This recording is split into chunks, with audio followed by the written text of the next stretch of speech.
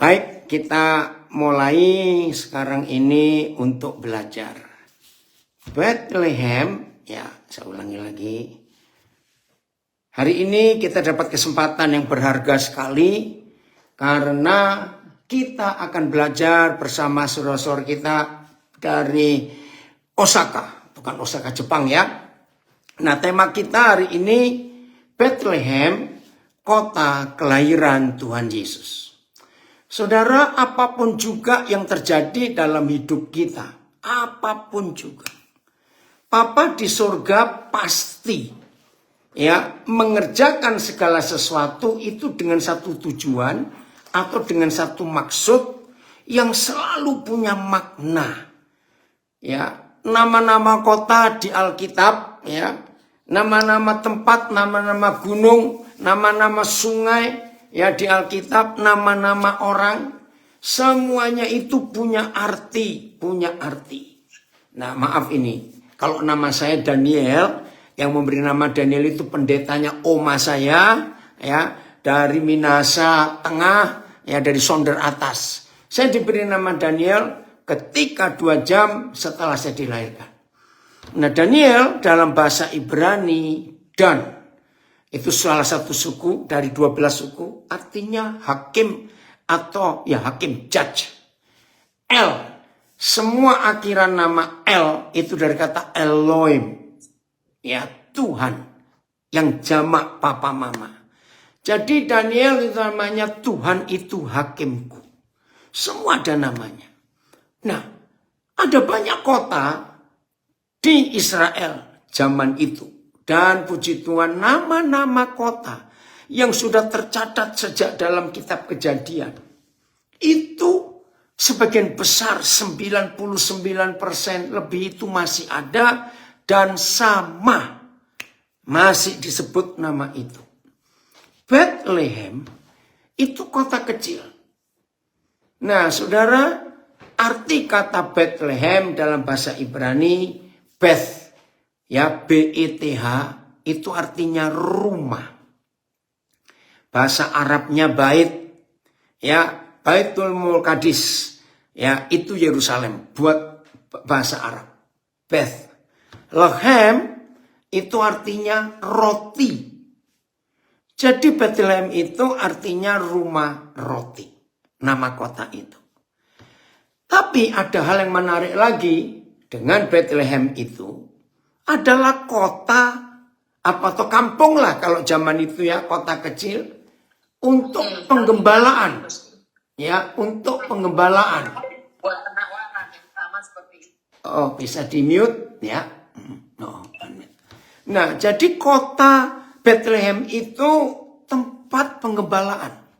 Lembah, dia itu lembah. Cukup subur di zaman itu. Maka itu para gembala memilih kota itu untuk berternak kambing domba mereka. Nah, setelah kita melihat 2 hal tentang Bethlehem, 1 rumah roti, 2 tempat penggembalaan, maka itu Yahweh Adonai Elohim itu memilih salah satu kota kecil di wilayah Yehuda. Jadi ada 12 suku.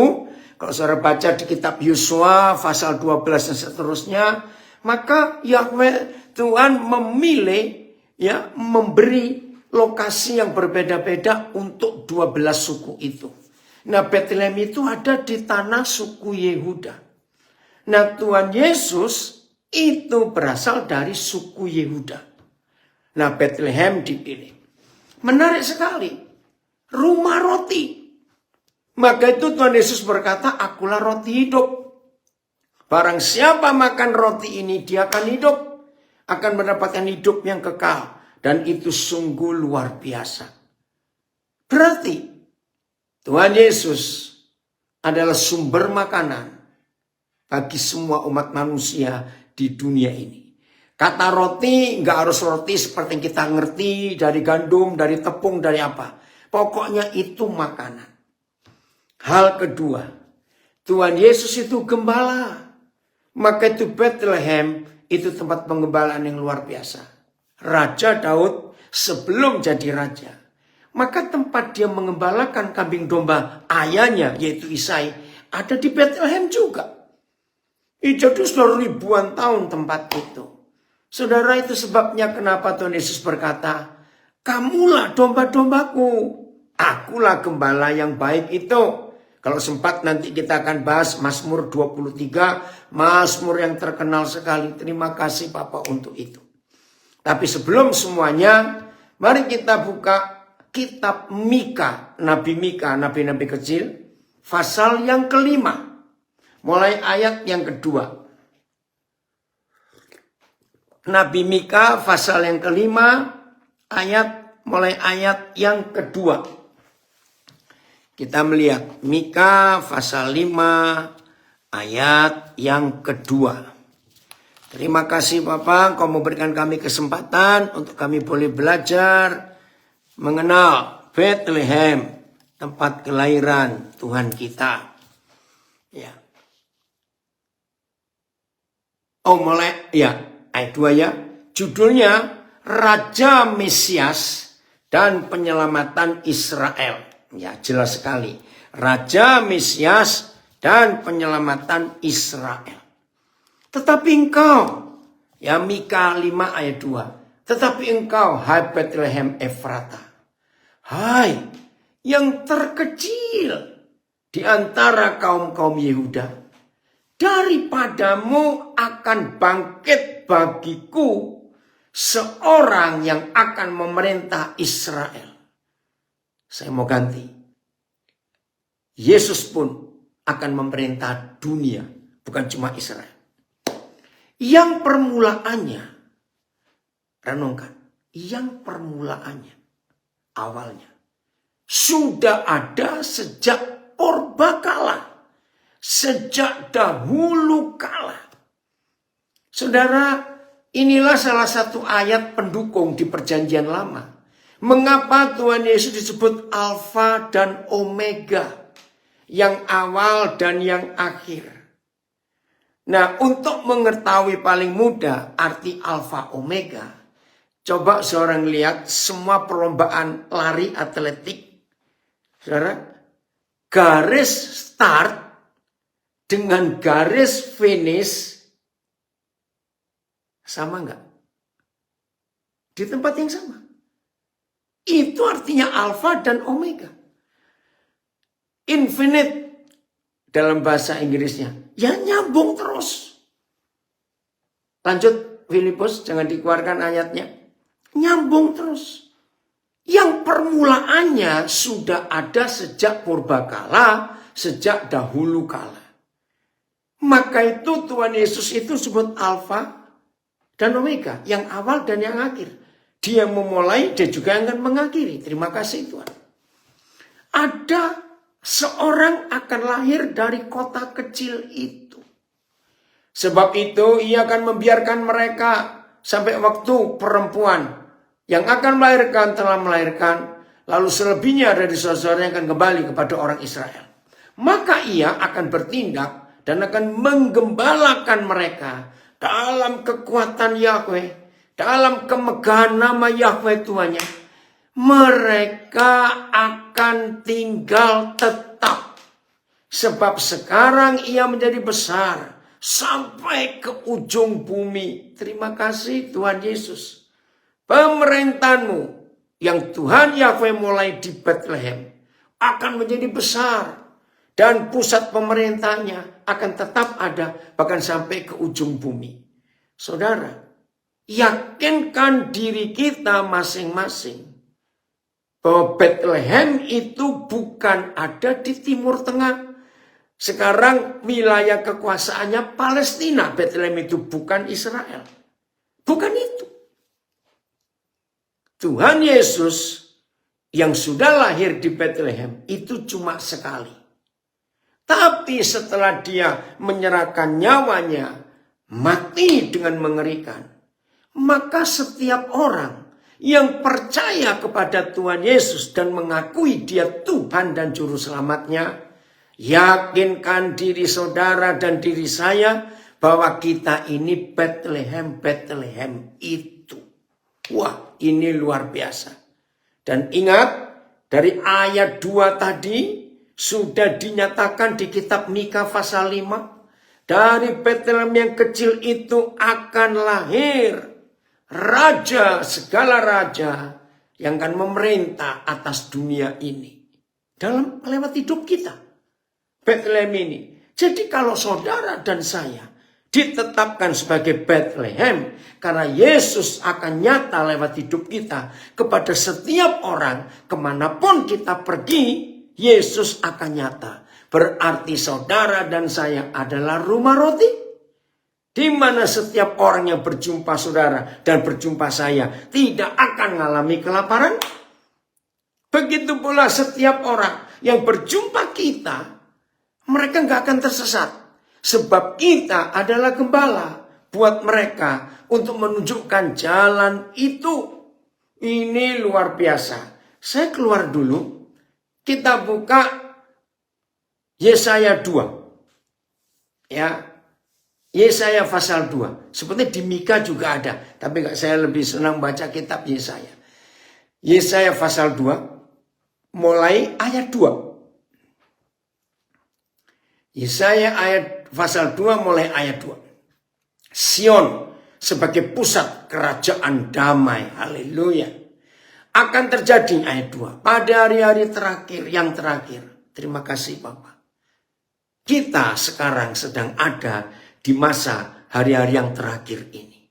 Ada apa di hari-hari terakhir ini? Gunung, tempat rumah Yahweh akan berdiri tegak di hulu gunung-gunung dan menjulang tinggi di atas bukit-bukit. Segala bangsa akan berduyun-duyun ke sana. Dan banyak suku bangsa akan pergi serta berkata, mari kita naik ke gunung Yahweh, ke rumah Tuhan Yakub, supaya ia mengajar kita. Kitanya bukan kita-kita. Kita itu rumah Tuhannya, kita itu Betlehemnya, tempat Yesus hadir di dunia. Kita itu di ayat ini adalah orang-orang yang sedang hidup di sekitar kita. Oh, luar biasa. Ya, mengajar kita tentang jalan-jalannya dan supaya kita itu mereka berjalan menempuhnya. Sebab dari Sion akan keluar pengajaran dan firman Yahweh dari Yerusalem. Jadi ini yang dinantikan oleh bangsa-bangsa. Maaf. Siapa yang dalam 3 hari terakhir ini mendapatkan WhatsApp dari salah seorang hebat di Indonesia namanya Bapak Daniel Panji. Ya, pasti banyak. Karena itu rame di sosial media. Ya, viral. Hati-hati. Perayaan Natal dalam ancaman besar. Ya, gara-gara Hamas, perang Hamas Israel. Nah, saudara, ketika viral itu, saya jawab sama semua jawabannya. Karena seruannya, mari kita berdoa supaya aman. Nah, saya bilang, doa penting. Tapi kalau ancaman itu betul terjadi, yakin nggak? Doa kita akan membatalkan rencana mereka? Maaf. Jawabannya belum ada. Tapi saya bilang begini, saya tulis di semua platformnya ya, yang sibuk dengan berita itu, peringatan itu. Kita nggak boleh cuma berdoa. Tapi tolong gereja-gereja, apalagi gereja-gereja besar yang sedang merencanakan pesta pora Natal dengan dekorasi yang ratusan juta. Dengan seragam-seragam paduan suara, seragam guru sekolah minggu, seragam musik, seragam tambun, dengan macam-macam. Saya bilang, sudah nggak usah mancing. Nggak usah mancing masalah. Biasa saja kebaktian. Ya seperti lagunya. Malam kudus, sunyi senyap. Nggak usah ribut-ribut. Lalu anggaran, budget yang sudah disiapkan, batalkan, belikan sembako, belikan bahan-bahan pokok yang diperlukan oleh orang-orang susah di akhir Desember nanti ini, yang tinggalnya di sekitar gereja kita. Bagi yang rata. Saudara percaya? Kalau memang betul ancaman itu, mereka akan bela kita dan jaga kita. Jadi nggak usah berdoa. Yang setuju, lakukan. Yang tidak juga nggak apa-apa. Toh saya jauh dari saudara, maaf. Nah ini yang Tuhan ingin.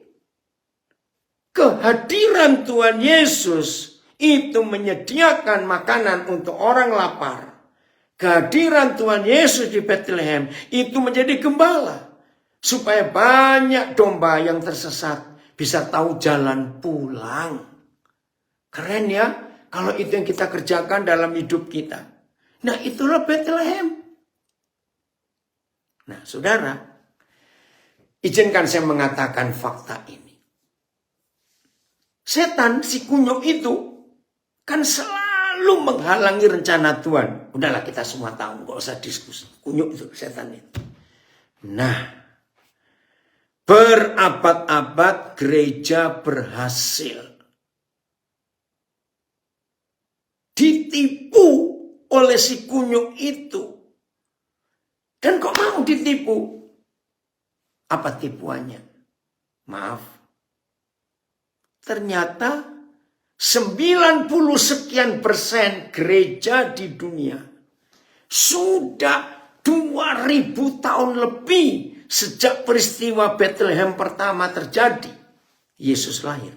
Sampai hari ini 90% lebih gereja di dunia tidak pernah beranjak dari Bethlehem. Tetap ada di Bethlehem. Bahkan setiap tahun. Maaf ya Ayu, ini Koden cuma ngomong aja. Tadi sebelum kita mulai saya masih di perjalanan. Saya lihat ada lagu Natal, terus Yesus bayi di kandang. Ya, saudara, maaf. Tipuan setan berhasil membuat gereja tidak move on. Tiap bulan Desember, mari kita balik ke kandang Bethlehem. Ada apa balik lagi ke sana? Kalau saya mau katakan kalimat ini. Bethlehem memang dahsyat. Sebab dia Yesus lahir di situ. Rumah roti, tempat pengembalaan. Tapi Bethlehem tanpa Getsemani.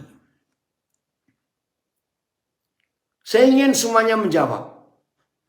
Yang di Zoom, yang di Facebook, Instagram, tulis. Saya akan baca. Apa yang terjadi dengan murid-murid Tuhan Yesus, dengan saudara dan saya? Kalau setiap bulan Desember kita harus balik ke Bethlehem. Getsemaninya kapan? Dan Getsemani pun tidak boleh diperingati terus. Yesus menangis, Yesus berdoa sampai keringat bercampur darah. Nggak boleh. Getsemani harus beranjak ke Golgota. Ingat itu. Golgota pun tidak boleh diperingati terus di situ. Ada lagu hymn, The Old Righteous Cross. Bahasa Indonesia saya lupa itu. Salib itu ya. Nggak salah kita mengenang Golgota. Tapi nggak boleh di situ. Harus move on. Dari Golgota kita menuju kubur kosong. Oke? Nah dari kubur kosong pun kita nggak boleh bangga. Luar biasa. Yesus bangkit. Satu-satunya pendiri agama di dunia. Ini saya ngutip dari perkataan banyak orang. Satu-satunya pendiri agama di dunia. Yang kuburannya nggak pernah ada. Cuma Yesus. Betul. Saya nggak meragukan. Tapi kita nggak boleh tetap di kubur kosong. Kita harus pindah ke Bukit Zaitun. Bukan Getsemaninya. Ada apa di Bukit Zaitun? Tuhan Yesus naik ke surga. Betul ya? Nah, kita nggak boleh tetap di Bukit Zaitun juga. Nunggu dia datang kembali. Jangan. Kita harus ada di kamar loteng. Istilah perjanjian baru. Tempat Roh Kudus dicurahkan. Harus ke situ. Nah, ini berjalan terus. Saudara, Yang belum pernah tahu, hari ini wajib tahu. Yesus bukan bayi lagi. Oke, ada komen ini dari Surabaya. Kalau setiap bulan Desember kita balik ke Bethlehem, Yesus bayi terus. Kapan dia dewasa? Lanjut. Satu-satunya tulisan di seluruh Alkitab, Yesus Kristus Tuhan yang sudah naik ke surga, itu sebagai apa, rupanya bagaimana, keadaannya seperti apa. Woi, itu hanya ada di Wahyu 1. Ayo kita buka Wahyu 1, mulai ayat yang ke-12. Wahyu 1. Wih, luar biasa. Ya. Oke, ini ada komen dari Medan juga, nanti saya akan baca. Wahyu 1 mulai ayat 12. Ampuni kami, Papa. Ampuni kami, Tuhan Yesus. Kalau kami nggak mau beranjak dari Bethlehem, terus. Sampai luar biasa. Siapkan diri, saudara adalah rumah roti, saya juga rumah roti, biar banyak orang makan. Ya, ayo kita jadi gembala. Lalu ini Yohanes, murid yang paling dikasih. Satu-satunya murid yang pernah bersandar di dada Yesus. Hanya Rasul Yohanes ini. Dan satu-satunya murid yang umurnya paling panjang. Sehingga dia diizinkan Tuhan menerima pewahyuan untuk melengkapi seluruh rencana Tuhan. Ketika dia di Pulau Patmos, dalam pewahyuannya itu, lalu aku berpaling untuk melihat suara yang berbicara kepadaku. Dan setelah aku berpaling, tampaklah kepadaku 7 kaki dian dari emas. Maaf, kita nggak bisa bahas ini karena waktu. Dan di tengah-tengah kaki dian itu ada seorang serupa anak manusia. Nah, saudara garis bawahi kata serupa. Jangan salahkan Yohanes. Dia memang bingung. Loh, kalau suara aku kenal. Dia itu Yesus, guru kita, gembala. Suaranya aku kenal. Tapi, kenapa wajahnya berubah? Maka itu dia dengan rendah hati jujur, serupa anak manusia. Berpakaian jubah yang panjangnya sampai di kaki. Nah, ini buat bingung. Kenapa? Karena selama Tuhan Yesus hidup, berjalan keliling Yudea, Samaria, Yerusalem, Galilea, ya, terus Bethlehem, ya, Yeriko, putar. Itu jubahnya cingkrang. Nah, saudara, yang ingin tahu kenapa saudara kita yang itu sering pakai celana cingkrang, ini kenapa Tuhan Yesus pun jubahnya cingkrang? Ingat loh, zaman itu nggak ada aspal jalanan. Debu, pasir karena padang gurun. Jadi mereka tidak mungkin pakai jubah atau celana yang panjang sampai ke mata kaki. Debunya nempel semua. Maka itu di rumah-rumah orang zaman itu, di depan pintu masuk selalu ada tempayan tempat air untuk cuci kaki. Kalau sekarang ya pakai keran aja diputar. Kenapa harus cuci kaki? Karena debu. Nah, supaya debunya nggak masuk ke rumah. Nah, dalam tradisi mereka, kalau tamunya itu orang terhormat, maka yang punya rumah harus duduk, lalu tamu terhormat angkat kaki di bangku kecil, lalu yang punya rumah mencedok air dari tempayan untuk membasuh kakinya. Ingat, Tuhan Yesus di rumah Simon, kamu nggak cuci kakiku, tapi perempuan ini membasuh kakiku dengan air matanya. Nah, itu tradisinya. Maka itu Tuhan Yesus heran. Yohanes heran. Kok jubahnya sampai di kaki? Dan dadanya berlilitkan ikat pinggang dari emas. Saudara tahu waktu Yesus hidup, jubah gembala. Sederhana. Terus ayat 14. Kepala dan rambutnya putih. Awas. Jangan berkata, wih dia ubanan. Bukan. Awas yang berkata Yesus ubanan ya. Kepala dan rambutnya putih. Bagaikan bulu yang putih metah. Itu putihnya itu sampai berkilauan. Sudah heran lagi Yohanes. Jubah sampai di kaki. Di dadanya ada emas yang dilapiskan. Kepala dan rambutnya berubah. Matanya sekarang bagaikan nyala api. Aduh, saya nggak bisa bayangkan. Coba saudara merem sebentar. Apa yang akan terjadi dengan kita kalau kita melihat teman lama kita yang sudah lama nggak ketemu, tiba-tiba ketemu, wih, matanya ada nyala api. Waduh, kita pasti takut. Lah Yohanes bingung. Tadinya matanya tuh lembut karena dia mata gembala. Terus ayat 15. Kakinya mengkilap bagaikan tembaga membara dalam perapian. Bisa bayangkan. Tadinya kakinya penuh debu karena keliling mencari domba tersesat. Tiba-tiba hari itu kakinya mengkilap bagaikan tembaga. Bayangkan yang ada dalam perapian. Belum selesai di situ. Suaranya, nah ini sulit digambarkan. Tahu desau air, kalau ada sungai, ya kebetulan terjal atau curam, kan begitu. Tapi ini bukan sungai, desau air bah.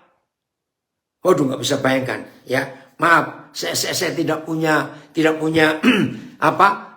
ilustrasi cara menjelaskan ini. Pokoknya seperti itu. Yohanes bingung. Oh, ya ini luar biasa. Ayat 16. Dan di tangannya ia memegang 7 bintang. Bukan bintang mainan, bukan bintang-bintangan. Betul-betul bintang. 7 lagi, sempurna. Dan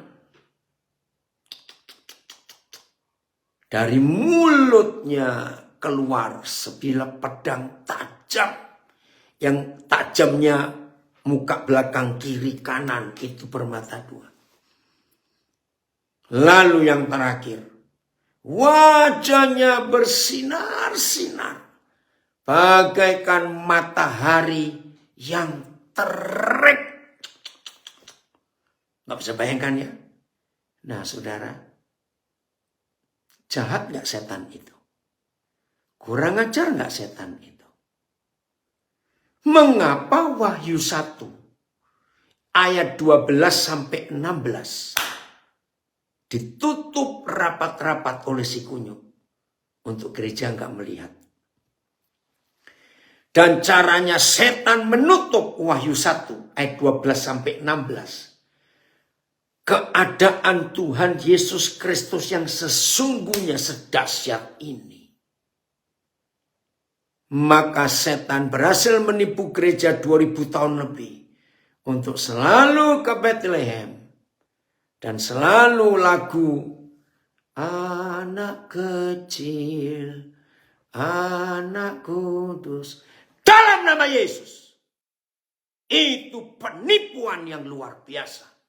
Anak kecil. Kurang ajar kamu. Yesus yang sesungguhnya sedahsyat ini dikecilkan lagi. Apalagi ada gereja yang berani menggambarkan Yesus bayi mungil, gemesin, pahanya gendut. Maaf, terus digendong lagi. Bajingan, bertobat itu. Hei gereja, sadar. Robek semua gambar bayi Yesus yang ada di rumahmu hari ini dalam nama Yesus. Itu penghinaan total. Untung Tuhan Yesus enggak kayak saya. Saya murka loh saudara. Kalau saya ke rumah teman saya, lalu ada hiasan, putra Natal istilahnya. Saya bilang, buang. Yesus enggak seperti itu. Nah sedihnya. Kok sampai hari ini saya itu belum pernah melihat ada pelukis yang bisa melukiskan Yesus yang seperti dituliskan di Wahyu 1, 12-17. Di zaman Renaissance, abad pertengahan, ketika ada Michelangelo, ada Rembrandt, ada orang-orang pelukis hebat di Eropa. Mana ya lukisan Yesus yang di Wahyu 1 ayat 12-16 ini kok nggak ada sampai sekarang ini? Saya tuh menunggu. Satu kali saya pernah mengajarkan di satu tempat. Ada orang yang berdiri menangis, "Pak, saya percaya nggak ada seorang pelukis pun yang mampu melukiskan Yesus yang sesungguhnya ada di Wahyu 1, 12-16 sambil dia menangis. Nggak berani, Pak. Wih, ini ngeri sekali." Maka itu ayo hari ini saudara. Memang Bethlehem itu kota di mana Yesus pernah lahir. Tapi kita nggak boleh stop di Bethlehem. Harus maju. Terus jangan lupa dari Bethlehem harus ke Getsemani. Dari Getsemani harus ke Golgota. Dari Golgota harus ke kubur. Dari kubur harus kubur kosong. Dari kubur kosong harus ke kamar loteng. Yerusalem ke surga. Lalu ke kamar loteng pencurahan Roh Kudus. Wow, itu luar biasa Tuhan kita. Kalau kita mau hidup di dalam kebenaran yang luar biasa ini. Jadi, ayo hari ini semua kita rame-rame. Ya, apa? Rame-rame untuk berlomba-lomba menjadi rumah roti. Setiap orang yang berjumpa saudara dan berjumpa saya harus kenyang secara 3 bagian. Kenyang rohnya, karena ada firman. Kenyang jiwanya, karena kita mengajar mereka mendidik. Yang ketiga, kenyang perutnya, fisiknya. Ini yang kita harus ada dalam pemikiran ini. Mari kita buka Lukas 11 ayat 5. Lukas 11 ayat 5. Ada firman yang luar biasa. Lukas 11 ayat yang ke-5. Ada yang komen dari Jakarta. Berarti bukan bayi lagi Yesus itu, betul. Dan sampai sekarang selalu merayakan Bethlehem itu dengan pesta pora. Padahal dia penuh kemuliaan, raja segala raja. Betul saudara. Wih, luar biasa. Lalu kata Yesus kepada mereka. Jika seorang di antara kamu, di antara kita, pada tengah malam pergi ke rumah seorang sahabatnya dan berkata kepadanya, "Saudara, pinjamkanlah kepadaku ini loh, 3 roti." Wah, hebat. Terima kasih Bapak. Ternyata Bethlehem, rumah roti itu, rotinya nggak pernah segudang. 1 truk. Enggak. Bethlehem itu hanya perlu tersedia 3 roti. Bayangkan. Maaf, saya minum dulu. Saudara, ayo kita jujur.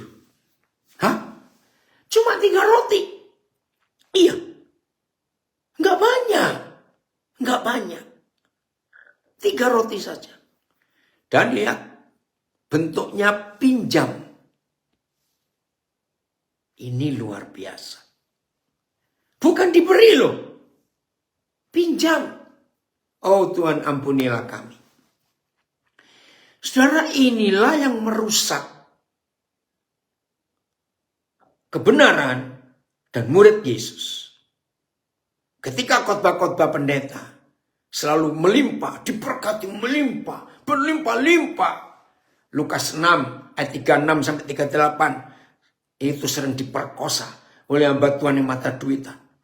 Karena di Lukas 6 gak usah dibuka, nanti cari sendiri. Ayat 36-38. Kalau kita mau memberi, ya goyang-goyangkan tempatnya, tekan-tekan itu. Aduh, salah. Itu dia. Nah, ini ada guru dari Nabire komen, baru nyadar Ternyata memang setiap tahun terus-menerus didoktrin dengan wujud Yesus yang berwujud bayi mungil. Padahal dia sekarang seorang raja segala raja.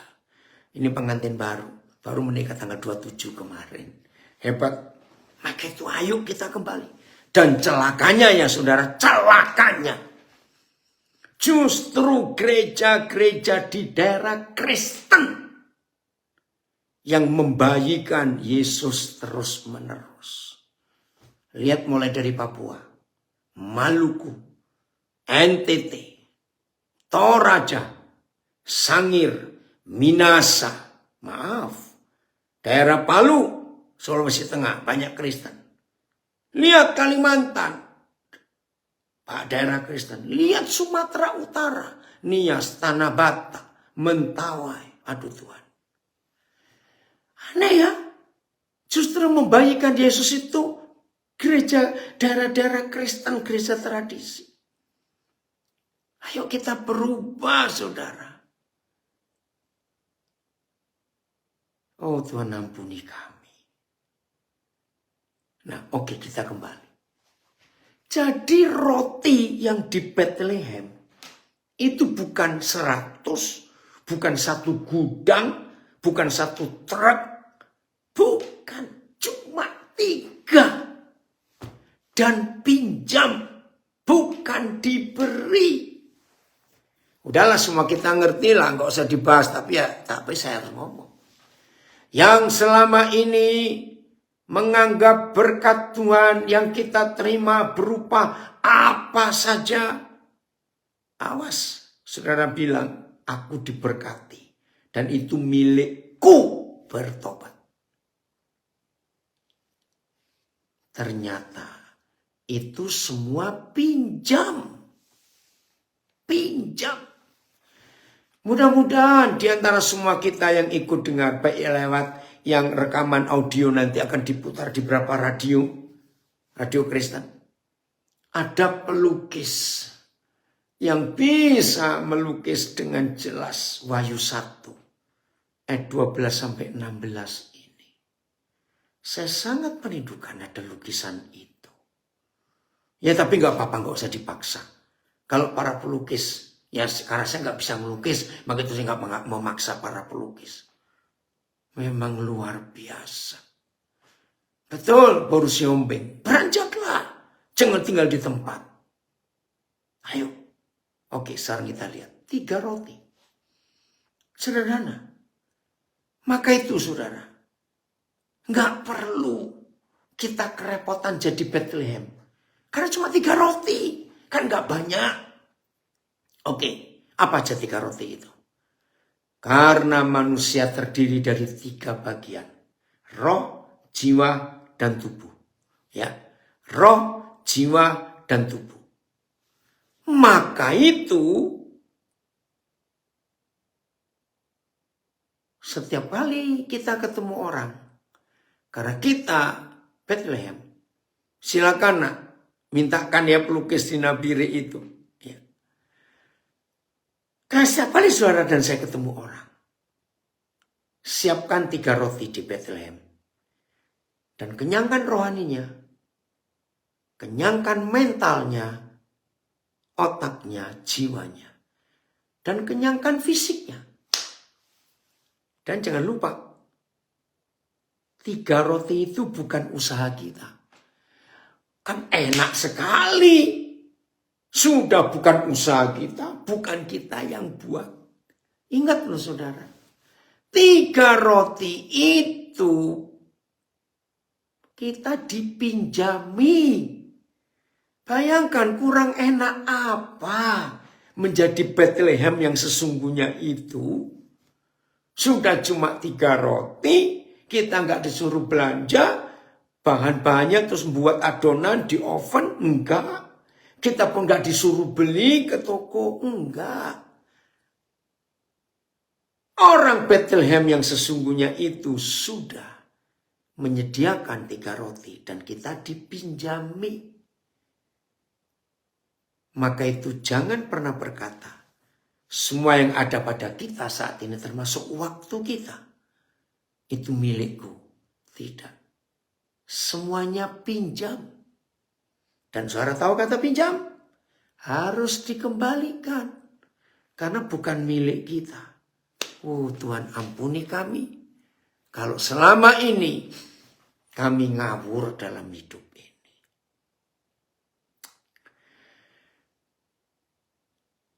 Hari apa ya? Ini Jumat. Rabu. Ya Rabu kemarin dulu. Ada sekelompok saudara kita di Australia, di Brisbane, Sydney, minta saya mengajar dalam suasana Thanksgiving Day. Ya hari pengucapan syukur buat orang Amerika. Hari Kamis minggu yang lalu. Dan itu hari raya terbesar buat orang Amerika. Nah ternyata dalam penyampaian itu terjadi suatu revolusi yang luar biasa. Ternyata cukup banyak saya dapat masukan, dapat feedback. Woi Ronald, maaf ini Papa telat ucapan ulang tahun buat kamu nak. Maaf ya. Nah saudara, memberi judulnya menarik sekali. Apakah kita bisa memberi ketika kita dalam keadaan kurang? Menarik bukan judulnya. Nah saudara bisa lihat di Facebook saya, Instagram saya. Kalau mau ada link Zoom-nya, minta ke Pak Filipus. Ternyata begini. Memberi itu sangat nggak disukai oleh orang pelit. Catat. Orang pelit paling nggak suka kalau diajak berkata ayo beri. Alasannya macam-macam. Karena Roh Kudus sudah mengajar saya berapa tahun yang lalu. Dalam hidup saya itu saya sering ketemu orang pelit. Nah saudara, ternyata memberi itu kata lainnya membuang. Catat ya. Oke, maka itu saya nggak usah bilang memberi. Karena kalau bilang memberi, ketemu orang pelit, nyinggung. Karena saya pernah dimarahi oleh orang pelit. Koden itu apa nggak punya khotbah lain? Maksudnya gimana? Saya itu kalau hampir semua khotbah Koden, itu pasti tentang orang pelit. Loh, ya mungkin Tuhan bicara kepada kamu. Padahal khotbah Koden itu banyak nggak tema orang pelit. Lucu ya orang itu. Nah kalau tiap kali kamu cari khotbah Koden dan ketemu khotbah tentang pelit, ya kamu memang masih pelit, belum mau berubah. Nah maka itu saya kalau ketemu orang pelit saya bilang, oke ya, saya akan hapus kata memberi. Saya nggak pakai kata itu. Lalu pakai kata apa? Membuang. Ternyata memberi itu membuang. Nah saudara perhatikan. Apa yang terjadi di tubuh kita kalau kita terima, tapi nggak ada yang dibuang. Ayo. Jadi apa itu? Ngerti? Jadi memberi itu membuang. Bisa ngerti? Ayo, yang pelit pun harus ngerti loh. Kalau saudara makan, minum. Sayang mau dibuang. Maka terjadi keracunan di tubuhmu. Hei orang pelit. Dan tubuhmu akan meledak. Betul. Dari Washington, Virginia. Jadi penyakit. Wih, cepek persen dari Florida. Maka itu orang, betul. Pramugari Garuda ngomong, jadi penyakit, jadi racun. Stan teringatkan Koden, tanggal 7 Desember, Koden akan merayakan Natal bersama sekian banyak janda-janda.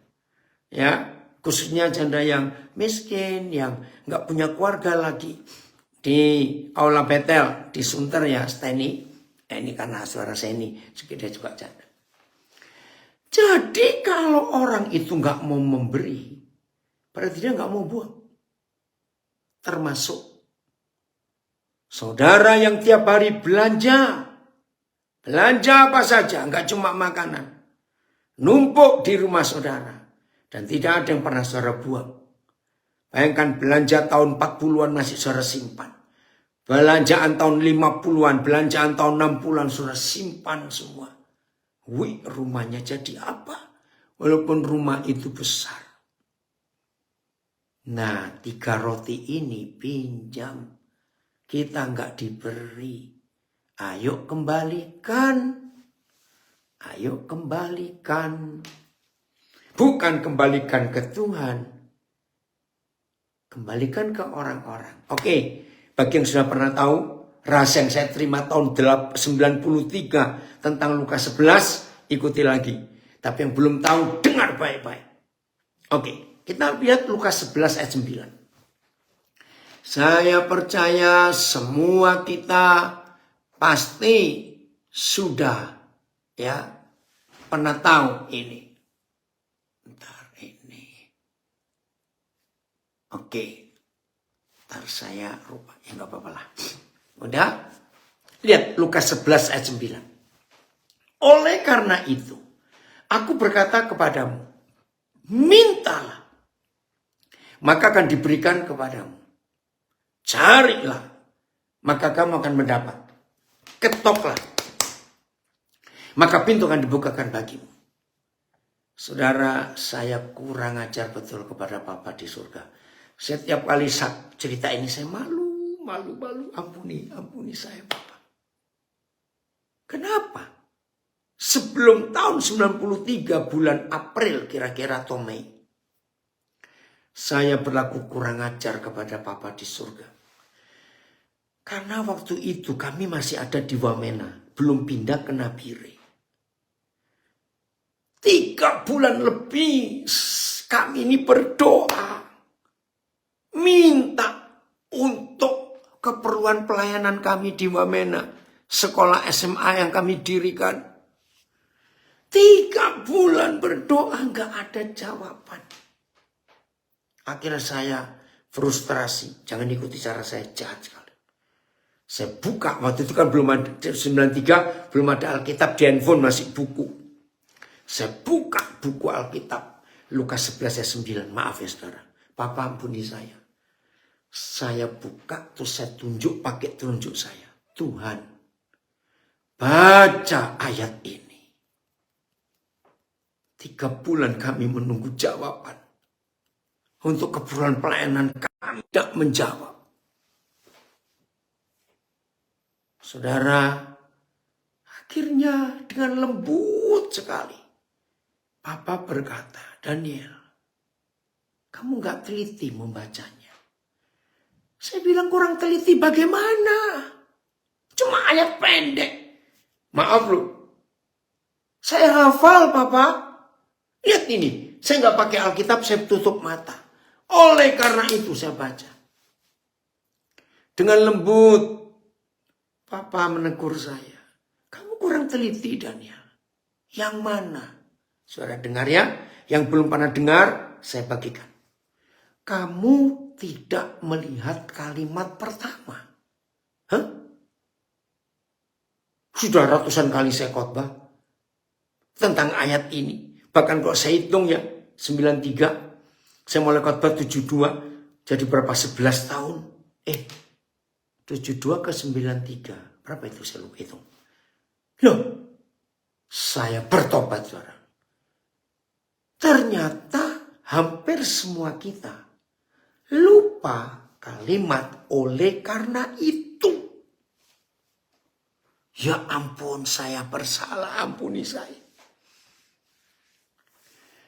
Akhirnya saya bertobat, merendahkan diri, malu. Saya cari oleh karena apa?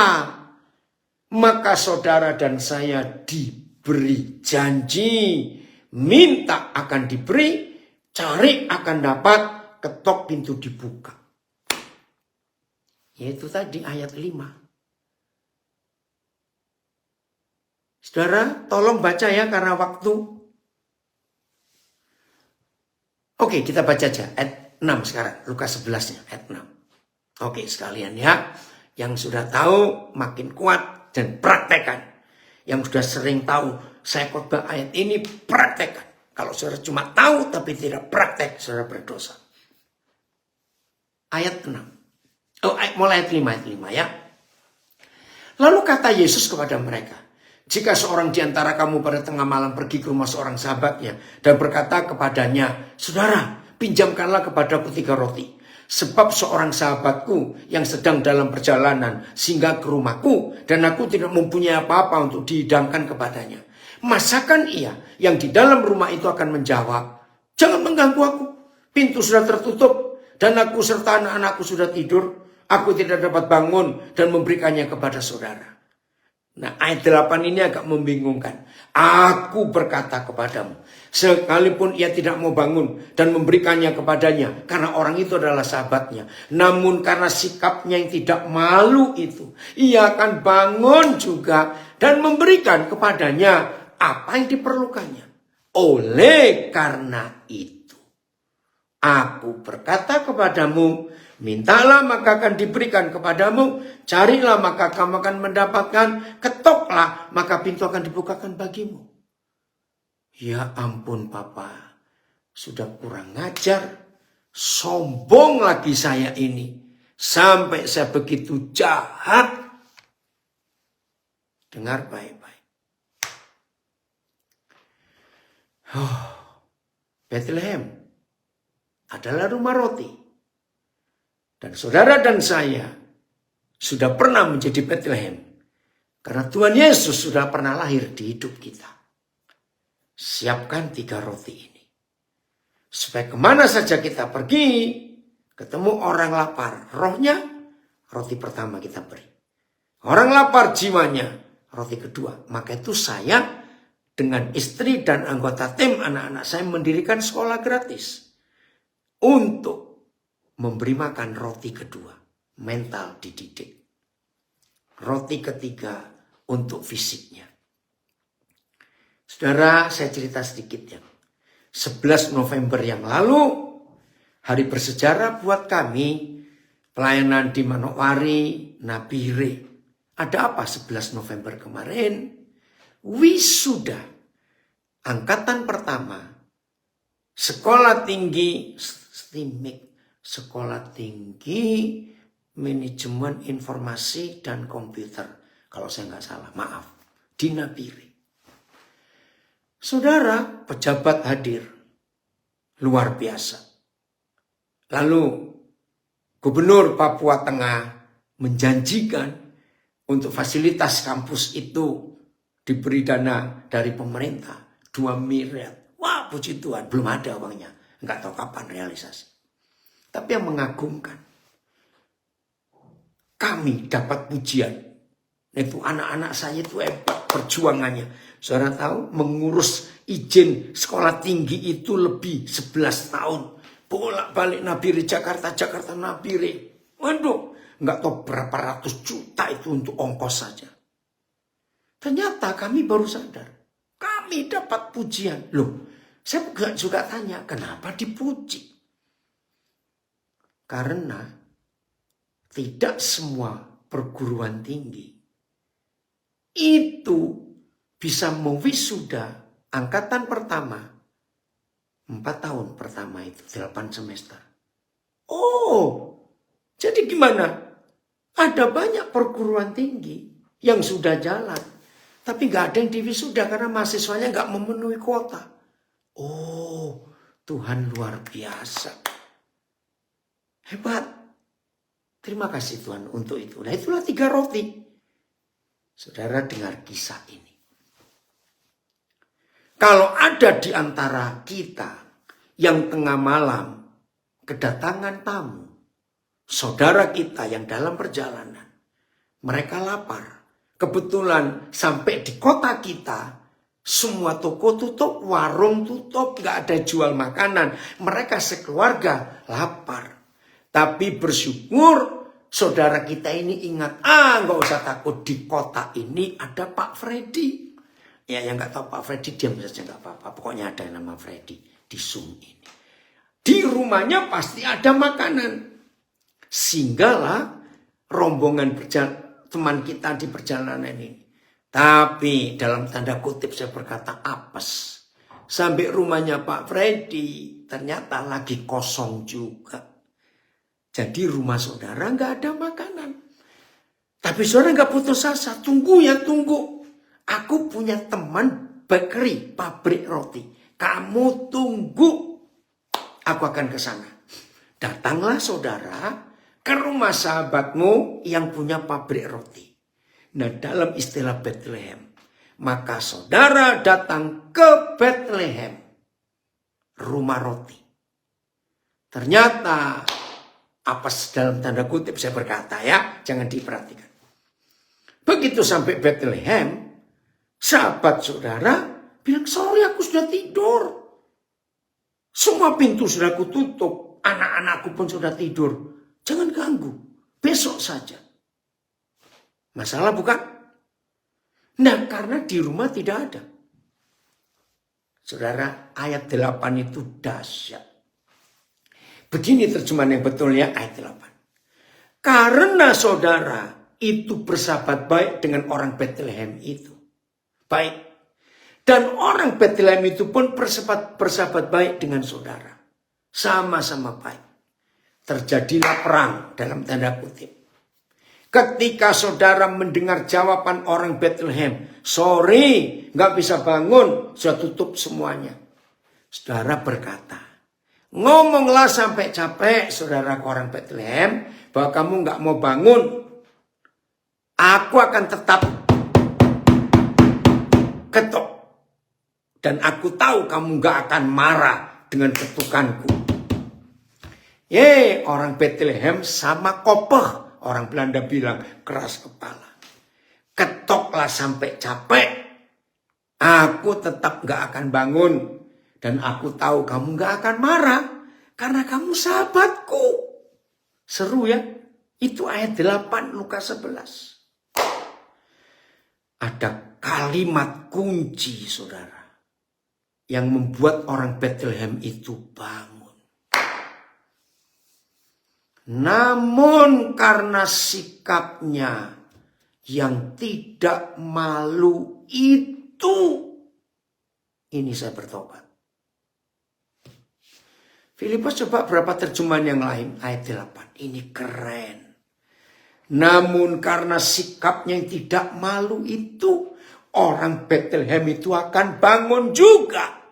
Dan memberikan 3 roti sebagai pinjaman. Aku mengatakan kepadamu bahwa meskipun temanmu itu tidak bangun dan memberikan sesuatu kepadamu, karena kamu sahabatnya, tetapi karena kamu terus memohon, ia pasti akan bangun dan memberimu apa yang kamu perlukan. Cepat naik lagi. BS. Lalu bagaimana? Kata Yesus selanjutnya. Aku katakan, ya, meskipun engkau adalah kawannya, ia tidak akan mau bangun dan memberikan sesuatu kepadamu. Tetapi justru karena engkau tidak merasa malu untuk minta kepadanya terus-menerus, maka orang Bethlehem itu akan bangun juga dan memberikan kepadamu apa yang kau perlukan. TSI. Kata Yesus, aku menegaskan kepada kalian, meskipun dia tidak sungkan menolak permintaanmu karena hubungan persahabatan kalian, tetapi karena kamu memohon terus tanpa rasa malu, dia pasti bangun dan memberikan apapun yang kamu perlukan. Terima kasih Yesus Kristus orang Bethlehem. FAYH atau VMD. Cepat. Saudara, ini loh Bethlehem itu. Jadi kalau hari ini tema kita Bethlehem, kota kelahiran Yesus. Jangan cuma ingat Bethlehem. Tapi jadilah jawaban untuk orang-orang lapar ketemu saudara dan ketemu saya jadi kenyang. Aku berkata kepadamu, walaupun dia tidak mau bangun untuk memberi sesuatu kepadanya karena ia kawannya, tetapi karena kawannya itu meminta terus tanpa malu-malu, orang itu akan bangun dan memberikan sebanyak yang dibutuhkannya. Terus FAYH. Wah, sudah 1 jam ini saya sharing. Tetapi aku berkata kepada kalian, walaupun sebagai sahabat ia tidak mau menolong, bila kalian terus-menerus ketok, akhirnya ia akan bangun juga dan memberikan semua yang kalian perlukan. Karena ketekunan kalian. Saudara, Wih, dari Medan. Wow, luar biasa pewahyuan Papa di surga untuk kembali mengajari kita semua. Saudara, sejak tahun 93 sampai hari ini, tanya istri saya, tanya anak-anak saya, tanya orang-orang yang kenal saya. Saya kalau sudah sadar saya ini orang Bethlehem yang harus menyediakan 3 roti itu. Dan sering di rumah saya nggak ada 3 roti itu. Maka saya nggak segan-segan minta kepada orang Bethlehem itu, Yesus Kristus Tuhan, dengan tidak malu. Sebab saya tidak minta untuk keperluan saya, keperluan istri saya, tidak. Kalau saya minta untuk keperluan saya dan keperluan istri saya harus bertobat. Daniel, kamu harus tahu malu. Minta untuk dirimu sendiri. Kapan kamu berkata cukup? Hebat. Itulah Bethlehem yang luar biasa. Nah, bagian terakhir. Kalau saudara punya, halo, kalau saudara punya, tidak boleh gedor-gedor rumah orang Bethlehem. Hei, bertobat yang pura-pura tuli. Awas kamu, nggak dengar firman ini. Yang pura-pura tuli, padahal punya banyak, hari ini dengar. Ini ayat terakhir. Amsal 3, ayat 27 dan 28. Kalau saya punya, kalau saudara punya, jangan ketok rumah orang Bethlehem. Jangan. Bagikan yang kita punya. Amsal 3 ayat 27-28. Amsal 3 27-28. Di luar masih ada salju, saudara. Di sini ya, itu masih terang di luar. Judulnya anjuran untuk berbuat baik. Temanya kurang tepat. Seharusnya begini, anjuran untuk selalu berbagi, membuang. Ya. Janganlah menahan kebaikan. Ini ada terjemahan yang salah. Saya langsung baca cepat saja dengan kalimat yang betul. Janganlah menahan kebaikan untuk orang-orang yang berhak menerima kebaikan itu. Karena saudara dan saya mampu melakukannya. Saudara dan saya punya kebaikan yang gak habis-habis dari orang Bethlehem. Yang namanya Yesus Kristus Tuhan. Rajanya raja-raja dan Tuhannya Tuhan-Tuhan.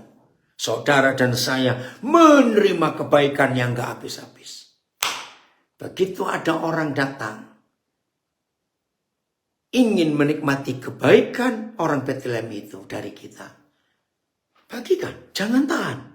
Jangan tahan. Kita mampu kok melakukannya. Tapi kalau kita nggak mampu melakukan, yaitu tadi. Ketok rumah orang Bethlehem tanpa malu. Woi, pasti akan diberi. Ayat 28. Janganlah saya, ganti saya, semua ngomong saya. Saya. Janganlah saya berkata kepada sesama kita. Pergilah saudara dan kembalilah, besok akan kuberi. Sedangkan yang diminta oleh orang itu ada pada kita. Entah orang itu perlu roti yang mana. Roti pertama untuk roh, roti kedua untuk mental, jiwa, roti ketiga untuk perutnya. Kita punya. Beri. Tapi bersyukur. Kalau tidak punya, orang Bethlehem itu masih ada sampai hari ini. Terima kasih Bapak. Bethlehem, rumah roti.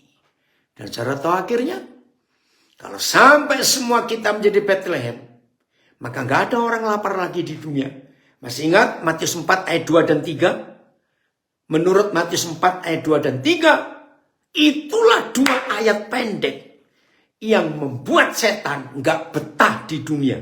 Kalau saudara dan saya sebagai gereja melakukannya, ternyata gampang. membuat setan itu bosan tinggal di dunia karena nggak ada pekerjaan dan setan jadi pengangguran, lalu setan minta pulang kampung. Menurut Matius 4 ayat 2 dan 3, kenyangkan semua orang lapar, maka si kunyuk pulang kampung. Kalau si kunyuk pulang kampung karena pengangguran di dunia, maka catat kantor polisi jadi kafe terkenal. Gedung-gedung pengadilan menjadi mall. Woi, keren. Penjara-penjara menjadi hotel. Karena nggak ada orang lapar lagi. Bayangkan di Matius 4 ayat 2 dan 3. Kalau Tuhan Yesus yang lapar, setan berani datang.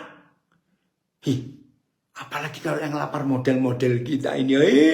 Setannya gede-gede. Jadi yang suka doa-doa keliling, kencorotan, anggur, perjamuan, minyak urapan, pret. Setannya nggak akan terusir. Usir mereka dengan cara nggak ada orang lapar di dunia. Enggak, kita bukan suruh buat roti, bukan beli roti. Enggak, kita pinjam dari orang Bethlehem. Gampang loh kerjaan itu. Terima kasih Osaka. Kalau sampai hari ini kita dapat tema Bethlehem, kota kelahiran Yesus. Oh, dari Illinois, Amerika ada yang tanya. Saya baru mau bertanya, mana yang harus didahulukan, bayar utang atau memberi? Tapi sudah terjawab. Ya udah, puji Tuhan. Ini yang kita harus kerjakan dalam hidup kita, saudara. Terima kasih. Oh iya, ini Joe Wahyudi dari Virginia pernah nginap di rumah kami 4 kali sudah. Rumah kami diberi nama Bethlehem oleh anak-anak kami. Oh, dari The Message. Amsal 3:27. Never walk away from someone who deserves help. Your hand, merinding saya. Your hands is God's hand for that person. Saya terjemahkan ya. Terima kasih. Edwinova Malik. Jangan menghindar dari seseorang yang memerlukan pertolongan. Sebab tangan saudara adalah tangan Tuhan untuk orang itu. Wih, tajam sekali The Message. Inilah Bethlehem.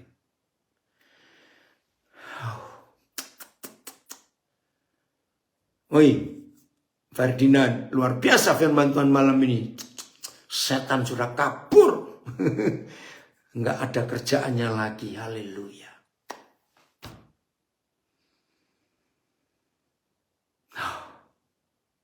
Dari Siantar ada komen. Sekarang ini banyak sekali. Orang buka lapangan kerjaan buat si kunyuk. Iya. Oh, ayat 28-nya. Don't tell your neighbor, maybe some other time. Or try me tomorrow. When the money is right there in your pocket. Nah ini orang pelit gak suka. The message-nya saya terjemahkan. Jangan ngomong kepada saudaramu, kepada tetanggamu. Ya lain kali lah mungkin atau besok. Padahal uang itu ada di dompetmu, di saldomu. Terima kasih. Edwinova Malik, saya belum kenal. Hebat ya. Ayo semua kita jadi Bethlehem beneran. Nggak usah saudara tur Israel terus ke Bethlehem, nggak perlu. Ini Bethlehemnya semua kita. Haleluya. Bapak engkau luar biasa. Kami siap jadi gembala untuk menuntun banyak orang ke jalan kebenaran. Kami siap jadi rumah roti untuk mengenyangkan banyak orang. Oh, saya baru lihat satu konten tentang anak Papua di Asiki. Saya pernah ke sana. Ayat ini menguatkan saya untuk terus berbagi dengan mereka. Puji Tuhan. Tuhan Yesus memberkati kita semuanya. Jangan merayakan Natal dengan Yesus sebagai bahagia. Dia Raja segala Raja, Tuhan segala Tuhan. Shalom, Tuhan memberkati kita semuanya.